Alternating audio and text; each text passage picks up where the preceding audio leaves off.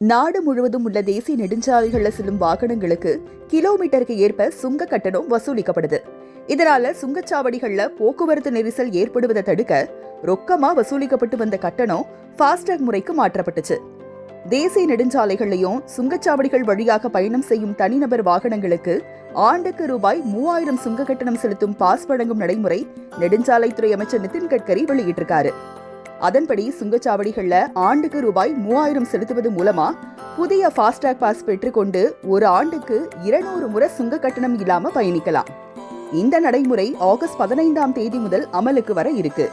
அதாவது ரூபாய் 3000க்கு பாஸ் எடுத்துக்கிட்டீங்கன்னா ஓராண்டிற்கோ அல்லது 200 பயணங்களுக்கோ தனியா கட்டணம் எதுவும் செலுத்தாம பயணிக்கலாம்.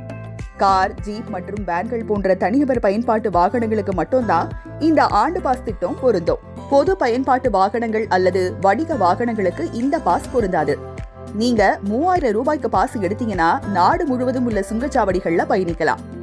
சரி, இந்த பாஸ் எப்படி எடுக்கிறதுன்னு பார்த்தா ராஜ்மார்க் யாத்ரா என்ற செயலி அல்லது தேசிய நெடுஞ்சாலை ஆணையத்தின் NHAI அதிகாரப்பூர்வ இணையதள வாயிலா ஆண்டு பாஸை பெற்றுக்கொள்ளலாம். இதன் மூலமா சுங்கச்சாவடிகள்ல ஏற்படுற போக்குவரத்து நெரிசலை குறைக்கும் விதமாகவும் குறிப்பா பயணிகளுக்கான செலவை குறைக்கும் வகையிலோ இந்த திட்டத்தை நடைமுறைப்படுத்த இருக்காங்க.